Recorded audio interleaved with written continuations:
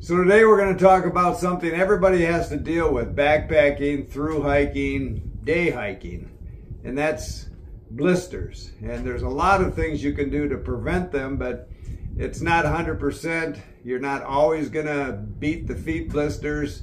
You're going to have to deal with them. And so number one, if you think you have it all figured out, you don't. And so take in your first aid kit some treatment. You know, I carry moleskin, I carry some tape. I mean, it's useful for other things also, but a lot of people like me carry Neosporin triple antibiotic. If I get a really bad blister, you know, it's got some painkiller in it. But really my go-to foot ointment is Bag Balm. You know, it works for farmers. They use it on cow udders to have happy cows. And a lot of times my problem is my feet in a through hike get so tough, they're like moccasin leather, and if they dry out they start to crack, and I put that Bag Balm on there, which has some antibiotic in it also, and it really, you know, softens my feet up. And so depending on the condition of your feet, everybody's different. You might be more prone to blisters than other people. Myself, you know, I used to have a lot of blister problems when I wear the, you know, 1 pound on each foot leather boots of the old days, and, you know, they'd get wet. I mean, you know, it just, when I did the Continental Divide Trail, I was buying the cheapest size 12 boots I could find at Walmart, and I went through like 4 pair of them. But I had started, and that worked for me, but I had started out on the CDT with trail runners, the first and last time I ever tried trail runners. And by the time I got halfway through New Mexico, my feet were like hamburger. And that's when I went into a Walmart and bought the biggest, softest pair of 12s I could find. And they were just Walmart throwaway boots. But, you know, nowadays I'm using these Ultras, and I've really not had many blister problems for years wearing that shoe. So it has a lot to do with footwear and what works for you, you know. So blisters come from friction, moisture, pressure, mostly friction caused by moisture and pressure. But when I say moisture, I'm talking more about sweat. In my case, it's more about sweat. You know, I went on the thumbnail, said, "Who let the dogs out?" Well, boots off brakes and socks are a normal thing for me. I'll stop for a snack. I'll take them both off. It takes a minute, saves a lot of painless miles. Letting those feet breathe, making sure they're clean, making sure there's no debris in there, because just a little sand grain can turn into a skin volcano if you let it go. And you feel a hot spot, you got to stop like right now and get on it. Otherwise, quickly it'll turn into a blister. So on the Arizona Trail last spring, I tried a new pair of Ultras. You know, there's a video about that, and I liked them at first. I'd never had a problem with Ultras. You know, the big toe box, lots of places for my foot to spread out in there. Never had a problem with the Ultras before, but those all-weather, the new ones out, the all-weather, gave me blisters and rubbed on the top of my toes. And so it's not just blisters, it's just friction, period. So too loose a boot, slippage will give you blisters. Too tight, pressure will give you blisters. You gotta, you know, deal with all those things.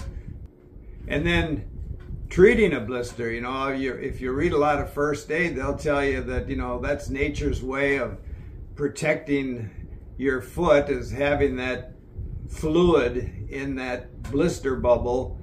But usually I just pierce mine. Again, I carry triple antibiotic. I want to keep it clean after I pierce it, but I have always found it better to just pierce it, leave the skin on there, get the fluid out, make sure I kept it clean, make sure I bandage it up, and they seem to go away a lot faster, and I don't get a ton of pain unless I've really let them get out of hand. But like I say, when you get a hot spot, deal with it, and when you get a blister, deal with that immediately because it'll just keep growing.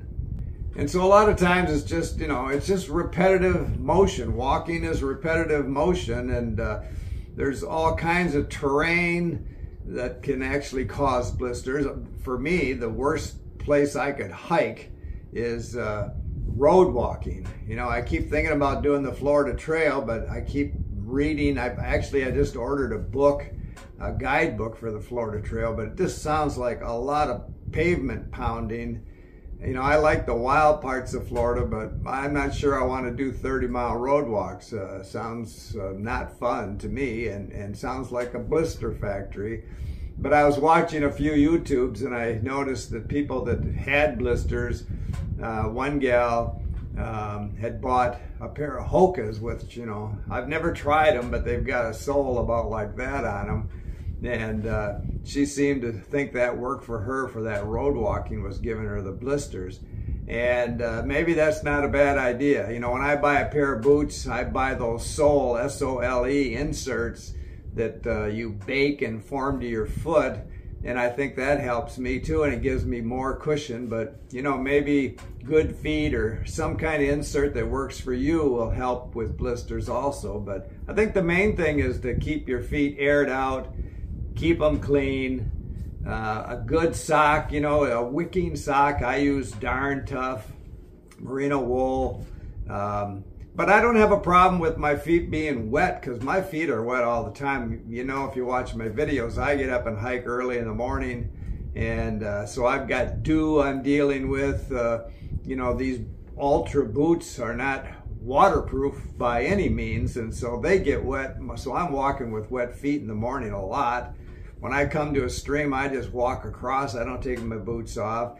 And, you know, people tell me, well, that'll give you trench foot. Well, it's never given me trench foot. Actually, when I'm on a thru hike and my feet are getting really tough, walking through a river or a creek almost feels good. It kind of softens my feet up.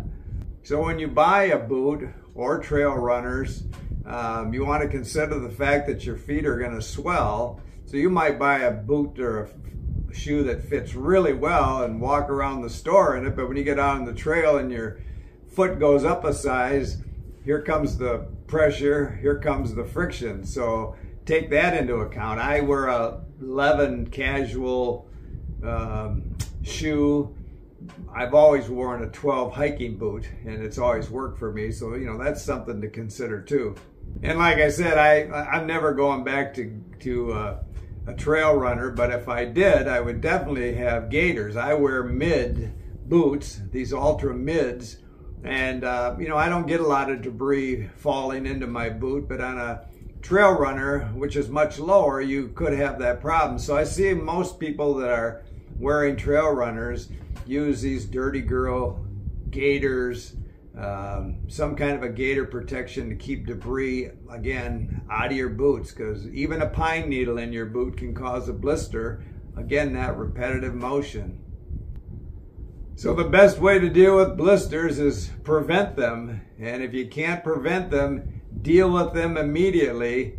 And don't forget to let the dogs out. Who lets the dogs out? You let the dogs out. It'll help. I guarantee it. Keep smiling.